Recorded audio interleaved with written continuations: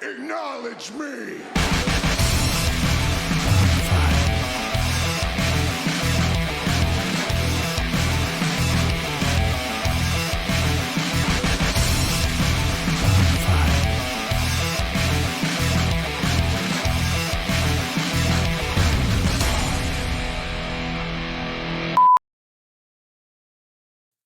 Hello and welcome to Bitchin' About Wrestling, the show where the Wisemen talk about everything WWE. If this is your first time here, I appreciate you. Thanks for stopping by. Make sure you stick around. I'm a fan of WWE, and normally I am accompanied by some of my fellow colleagues, whether it be Alex, Neil, Ryan, Rax, Nick. But unfortunately, all of them were unavailable this evening, so it is just me riding solo tonight. And I am completely out of my comfort zone. This is not how I normally run my podcast. I don't do solo shows. I've done one of these before, and it was the most uncomfortable, difficult experiences I've done.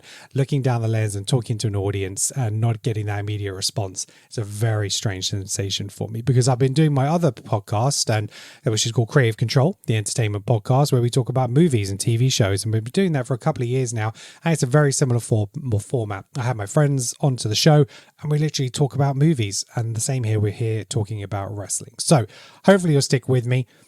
Whether you're excited, it's your first time, whether you're a repeat viewer, I really appreciate you being here.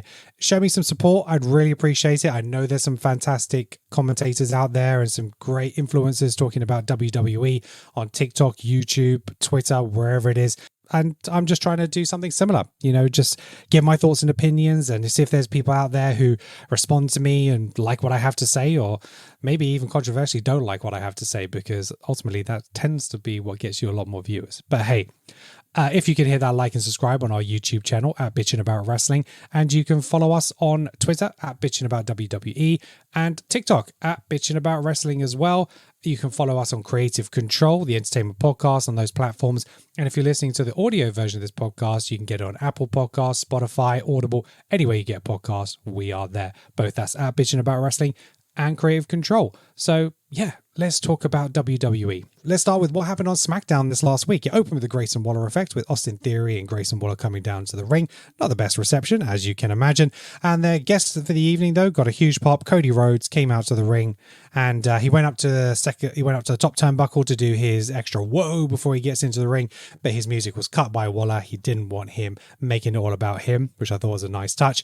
And then Cody also went to try and give his, hey, what do you want to talk about? And again, Waller interfered, finishing the sentence for him, making Cody Rhodes feel very frustrated and uneasy. I did quite like that.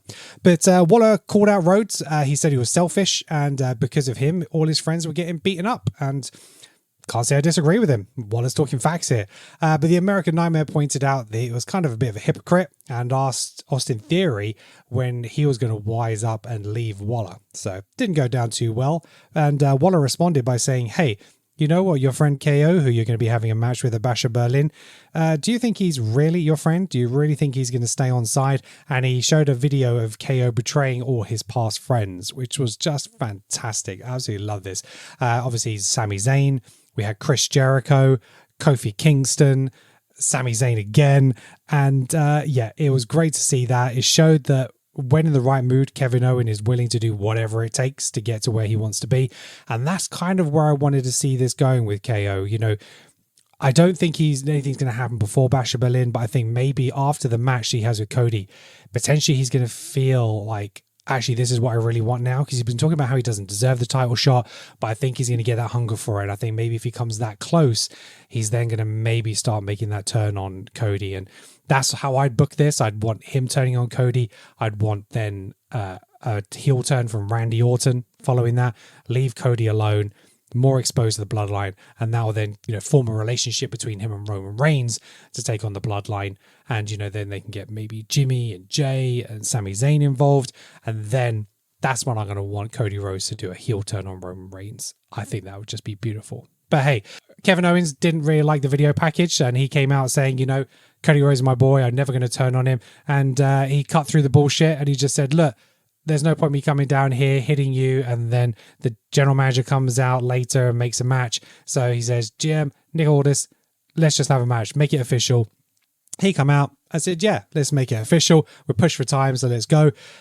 Kevin Owens said, have I got time to go just down there and punch him in the face? He's like, yeah, make it quick.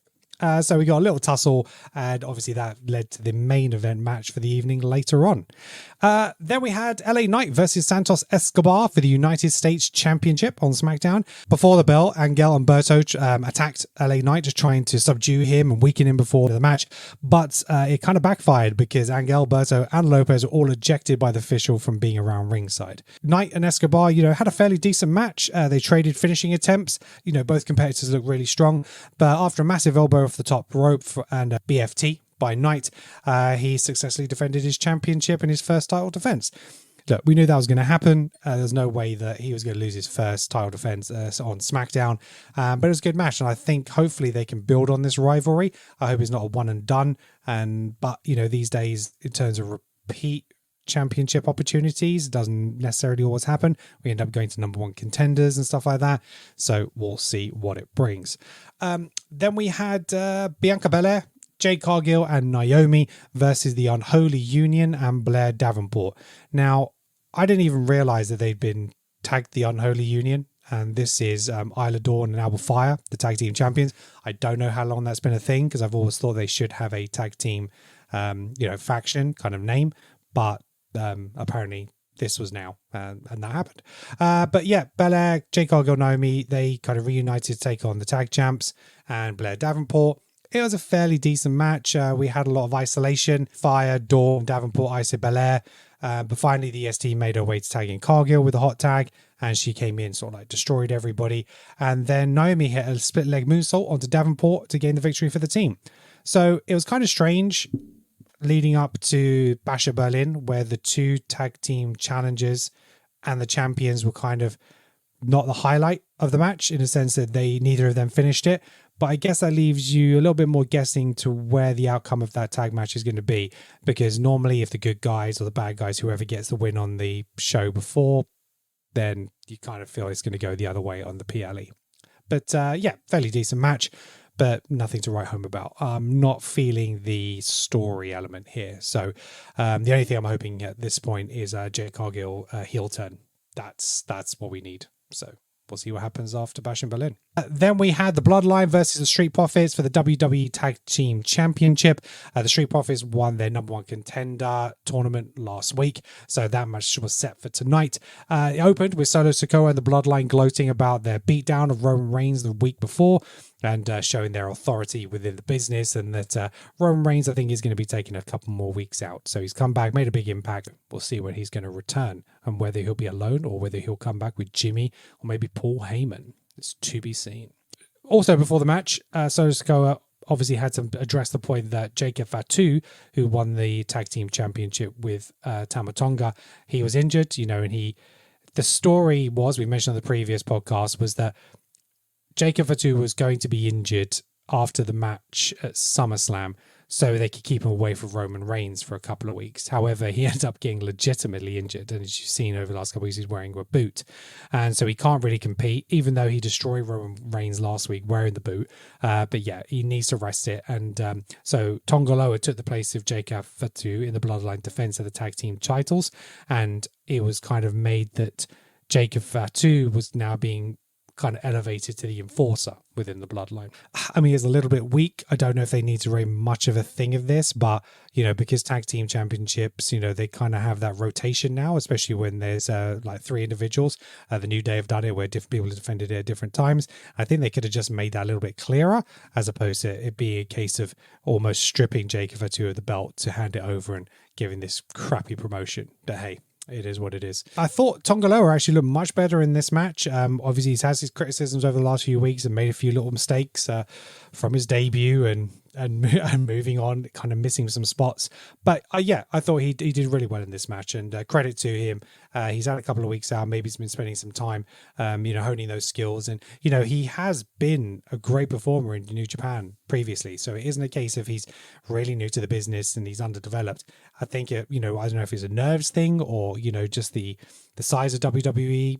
Who knows? But hopefully he's just going to get back on track back on track, and this is a really good place to start. But the Street Profits were rolling until, they were looking good in this match. It was a really good match anyway, two really good competitive teams, some real nice high spots, and the Street Profits were on top. But obviously Jacob Fatu had to get involved, and he super kicked Angelo Dawkins wearing his boot behind the referee's back, and this allowed Tonga to pick up the win to retain the title. After the match, the Bloodline started their beatdown on the Street Profits, and out to try and rescue him came DIY, who were obviously in the tag tournament finale last week with the Street Profits, and who've obviously tag champions not that long ago, and who lost it to the Bloodline. But ultimately, the Bloodline came back out on top, and they finished standing strong. So I'm wondering now whether the next kind of thing we get is like a triple threat for the tag team championships. I think that might be quite nice. Get DIY, Street Profits, and the Bloodline involved in that all together. We then had a backstage segment where we had Nia Jax overhearing Chelsea Green and Piper Niven talking about how Tiffany Stratton was going to probably turn on Nia soon. And, it's pretty obvious it's going to happen, but I'm not sure they really need to be spoon feeding us this point. But I guess it's kind of to create the unnervousness of Nia and her friend. And Tiffany's all going to be like, no, of course I'm not going to do it. And but I think that's going to be a real face turn for Tiffany. I think when she ultimately cracks down on, I think that's going to be a real face turn of Tiffany Stratton when she eventually cashes in. Nia the bad guy, she's going to be sort of like belittling her and treating her like crap over the next few weeks, maybe even months, and then it'll be a great spot where she does make that turn, cashes in, and becomes champ. It's got to happen, right? And then we had the main event of the evening: Cody Rhodes and Kevin Owens versus A-Town Down Under, and undisputed champion Cody Rhodes, he teamed with his ally. Obviously, they're facing off each other with Basher Berlin. So as you normally do on those build-up, you put the two people competing together. And obviously, as friends, it kind of adds to that kind of spice. So there was some kind of miscommunication through the match, kind of like leading to potential, doubts between the two. But ultimately, Rhodes and Owens, they came out on top. KO hit a pop-up powerbomb on Waller to win the match. There was a nice little segment just towards the end of the match where KO picked up the title and he looked at it and he made a run for Cody Rhodes, but just to hand him his belt, and not that he was going to hit him with it. But yeah, it was a nice little tease. And like I said, I think it has to be a KO turn at this point. I'd be disappointed almost if after the match they just walked away as friends. I need something more. I need something more for Cody to be on in terms of this rivalry, because if it's not going to be with the Bloodline, who would be next? Sound off in the comments and let me know. So next week on SmackDown, we have a street fight for the WWE Women's Championship as Nia Jax defends her title against Michin. Also next week on SmackDown, we have a US Open Challenge. So LA Knight made it clear that he was going to Berlin, and if anybody wanted to crack at his championship, they are welcome. So similar vein to John Cena and what he did with the US title, we get different challenges popping up and making a claim for that title. And I'm wondering whether that might be something that WWE pull. The fact that it's in Berlin, they've been really, really promoting the hell out of this. They did some really nice packages on both shows this week where they're talking about the importance of Germany to the WWE and how it's like one of the first countries outside, well, I think it was the first country outside the US that they held an event. And I'm wondering whether John Cena might answer the Open Challenge. I think that'd be quite something. Someone who introduced it to the US Championship and then he come and claim it back. I don't think he'll win against LA Knight if it was to happen, and it'll be really good for him putting him over, but it could be a really big pop for that crowd, because I'm sure the crowd in Berlin are going to be fantastic. We also got teased Andrade versus Carmelo Hayes. They had a little backstage segment, and it's obviously 2-1 to Andrade, but Andrade really wasn't happy with the way that Carmelo celebrated last week, and he wants another match. And hey, I'm all for it, because those two have put on banger after banger after banger. So they can just keep going for all I care. I think it would go to a 2-2. I think that would be the right thing. For me personally, I want Andrade to come out on top eventually, but I think it should go to a 2-2. But maybe stretching it to that 3-1 will just drive Carmelo Hayes a little bit more crazy, and you could drag it out even longer. Like I said, I could keep watching these two wrestle every single week, and it wouldn't disappoint me. So we'll see what happens. And there's a match potential. Legado del Fantasma versus Apollo Crews and Baron Corbin. There's a backstage segment where they're going to kind of sort out their differences. So I'd imagine that's going to be something that happens on the SmackDown before Bash. It's not 100% confirmed, but I think that's where it's headed. So that's everything that happened on WWE SmackDown this last week. Let's head over to Monday Night Raw. So the show opened with a Judgment Day, with obviously the new Judgment Day, where we had Liv, Dom, Finn, JD, and Carlito. They came out basically to just talk about them and how, again, Damian Priest and Rhea Ripley, they betrayed the Judgment Day. It was the same song, same hymn sheet, nothing really new here. The nice thing was that Dom was severely booed out of the building. Well done to the crowd for that. He just couldn't say anything really. It was fantastic. I do love the fact that when he gets really angry, he switches to Spanish. I think that's really, really good. But yeah, nothing really fresh to say there. But obviously they're just trying to push that match forward between the Terror Twins and Dom and Liv before Bash in Berlin. But out come the LWO, which was a nice surprise. Rey Mysterio has been off the show a couple of weeks since he lost to Dom in the mixed tag that he had with Selena Vega.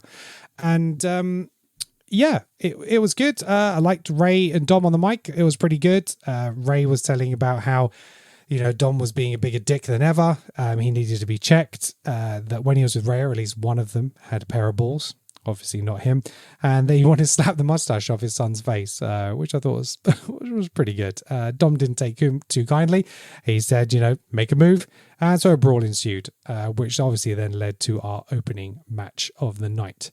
So we had a impromptu 8-man tag match between the LWO and the Judgment Day, and I have to say it was pretty entertaining. It had some really nice spots in it. There was a particular great spot where we had all 4 members of the LWO in the match, and they were crossing the ring, and they had a high up camera angle of it. So you had 2 running this way, another 2 running this way, and they all jumped over the top of the ropes, land on each of the opponents on the 4 sides of the ring. That was a really nice shot, really well done. Some great high flying moves. You had the LWO off springboard off the mid rope again. Yeah, it was a really, really good match and highly entertaining. But Rey Mysterio hit Dominic with a 619, and he was about to go for the frog splash, but on the way down, Liv pulled her man out of the way, and so moments later Dom picked up the quick pin to secure the victory over the Judgment Day. So that is back-to-back victories for Dom over his dad, obviously in tag team competition, but hey, it all counts. Daddy Dom is on top. Following the bell, though, the Judgment Day thought it'd be a good idea to beat down on the LWO, but to the rescue, we had the Terror Twins. I don't know if that name is growing on me yet or not, but Damian Priest and Rhea Ripley unmerged to unleash hell on the faction and send a message en route to their mixed tag match at Bash in Berlin this Saturday. And obviously they were left standing tall at the end, as opposed to last week where they were beaten down. Let's move on. Then we had Damage Control versus the Pure Fusion Collective. That is a name I will not get used to. It's a terrible, terrible name. Just change it to Pure Fusion or the Collective, something. It's this PFC is just, it's nonsense. It really is. But Sonya Deville was causing lots of issues with Damage Control outside of the ring, and towards the end of the match, Selena Vega emerged back for some payback against Sonya Deville for obviously putting her out of action a little while ago. And the distraction allowed Kairi Sane to hit the insane elbow on Zoe Stark for the win, as Io Sky leaped onto Shayna Baszler at the ringside with the over the moonsault. We then had a Drew McIntyre promo. This is kind of our happy Drew. This is the I am speaking the truth, Drew, and everything he says is absolutely accurate. But his work at the moment on the mic, in the ring, online is just phenomenal, and he really commands a presence. And he said, "You're living on nostalgia" on CM Punk. When I was here through some of the darkest times, as obviously led WWE through the pandemic, and it all rings true. I think that's a beautiful part about this story. There's no untruths to it. Obviously, it's a perspective situation, but yeah, fantastic. And he said that CM Punk was a coward and that he, was always attacking him from behind. And truth be told, that's exactly what CM Punk did. He surprised Drew McIntyre from behind, started whipping him with the strap that they're going to be using for their strap match at Bash in Berlin.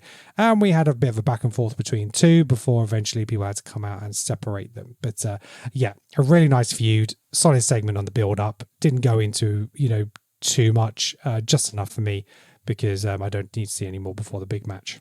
Then we had the start of the Intercontinental Championship #1 Contenders Tournament. So this is going to be made up of a series of 4 triple threat matches. And so therefore those 4 winners will move on to a fatal 4-way to determine the number one contender. So a nice simple format, really like the structure.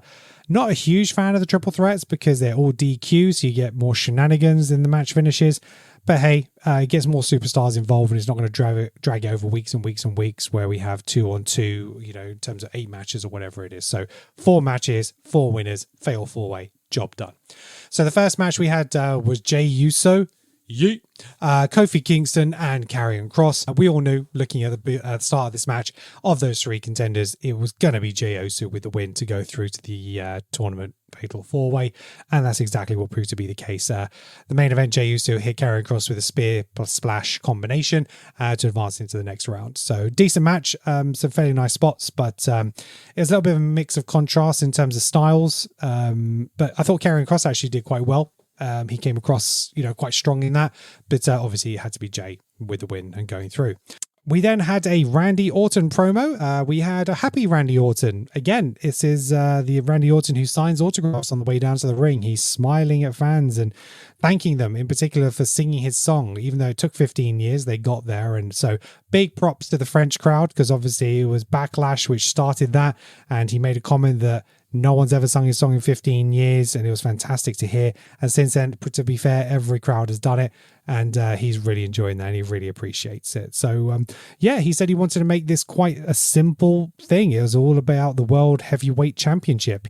He was the youngest person to win the World Heavyweight Championship. And then when they did the merging of the championships, they had 2 World Heavyweight Championships. He was the last person 10 years ago to have that.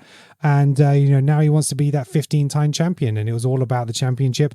But it was Gunther, the Ring General, who has made it personal, talking about his family. And he's basically saying he's going to humble Gunther when they face each other, because that is how Randy Orton's progressed. He's fought his demons, and all the demons that he has faced, none of them are as strong as Gunther. That was a really nice line. I like that. So it's just a simple promo. So Gunther is already over in Europe. He's been doing some live shows in Belgium, which is actually his home country, not Germany. But obviously they love him over there, and he's really appreciative of it. And I think he's going to have a fantastic time in Germany. And but in terms of predictions, we'll have to wait until Thursday's episode. We then had a huge match on Monday Night Raw in every sense of the word, with big Bronson Reed versus Braun Strowman. Meat versus meat. This was something, I gotta tell you. These 2 athletes, they performed some fantastic moves in the ring. We had crossbodies off the top of the rope in the ring. We had a suicide dive by Bronson Reed through the ropes onto the outside of Braun Strowman. That was crazy. And I thought, that's pretty much as crazy as it was going to get. But the fight made its way outside. They were beating each other backstage. Security tried to get involved. Braun Strowman ended up throwing security guards all over the place. Again, these guys do not get paid enough. I hope they have medical insurance or they've got medical benefits with WWE, because the way they are treated would not fly in my company. But anyway, at this point, it kind of stopped being a match, because surely the referee must have done a double count out, because as far as I'm aware, it wasn't a no disqualification match. But then it moved into the car park, and we had Braun Strowman throwing Bronson Reed onto the top of these cars they were using, which were like segments of the old Titantron, with these like triangle mesh borders that went around the edge, throwing or trying to hit each other with those, throwing each other and then hitting the cars. And eventually we got into a position where Bronson Reed hit Braun Strowman with a pipe, put him out onto the roof of a car, and he climbed up onto the top of the car park ledge and then did a tsunami off the top onto Braun Strowman through the damn car. That was a sick spot. It was immense. And this is an example of how you take a sort of wrestler who is very much mid-card, maybe 5 weeks ago, to a superstar that is demolishing people, tearing through the card, and the crowd are loving it. Whenever he's going out for that tsunami, they want more. And what they've done with him and his character has been first class. Big, big props. So, what can I say? It was a hell of a thing. Braun Strowman at the end, Adam Pearce was having a freaking heart attack.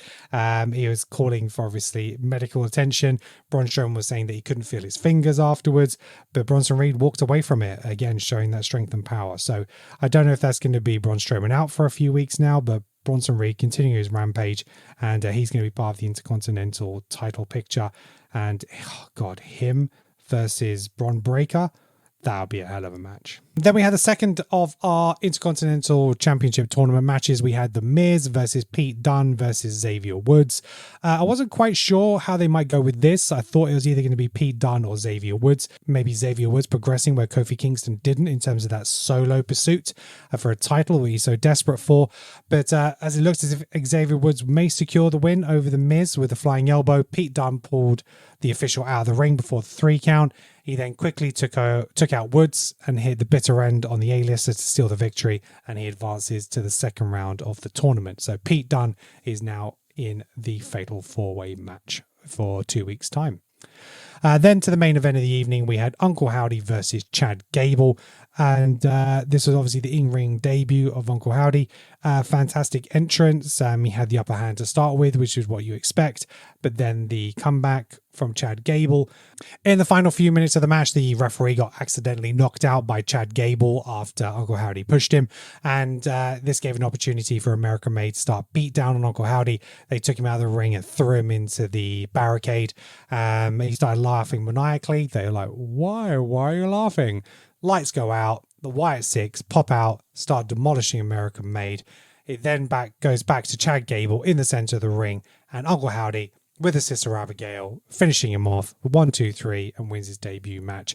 And that is how Monday Night Raw ended. So next week on Raw, we have 3 matches which are confirmed. 2 are part of the Intercontinental Championship #1 Contenders Tournament. So we have Ilya Dragunov versus Dragon Lee versus Dominic Mysterio, and Sheamus versus Bronson Reed versus Ludwig Kaiser. 2 really good matches there. Really looking forward to those. Let me know in the comments who you think is going to progress into the Fatal 4-Way for the #1 contender spot.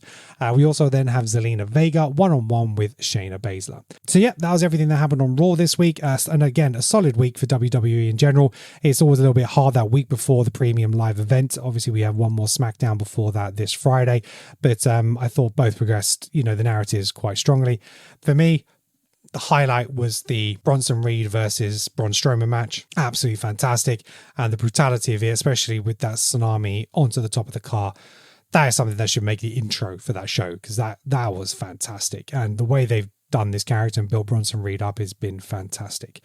And that's it for me this week. So I'm going to keep it relatively short and sweet. Again, this has been highly difficult in terms of me talking directly to you guys, but if you stuck around for this long, I appreciate you. Thank you very much. As I said, if you wouldn't mind going over to our YouTube channel at Bitchin' About Wrestling, if you're not already there, and hitting that subscribe and like button, I'd really appreciate the support. And that's it. So we will be back again this week with our Bash in Berlin predictions episode, which will be dropping late on Thursday or Friday morning, depending on where you're based.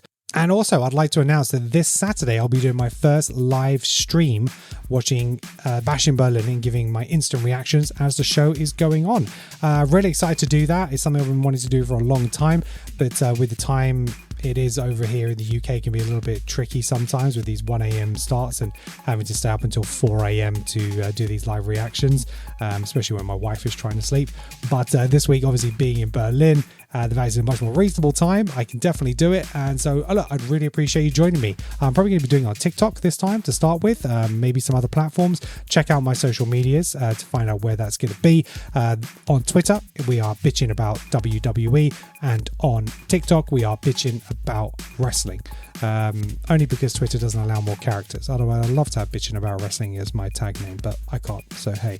And that's it from me. So thank you very much for being here. Thank you very much for putting up with me solo. And until next time, peace out.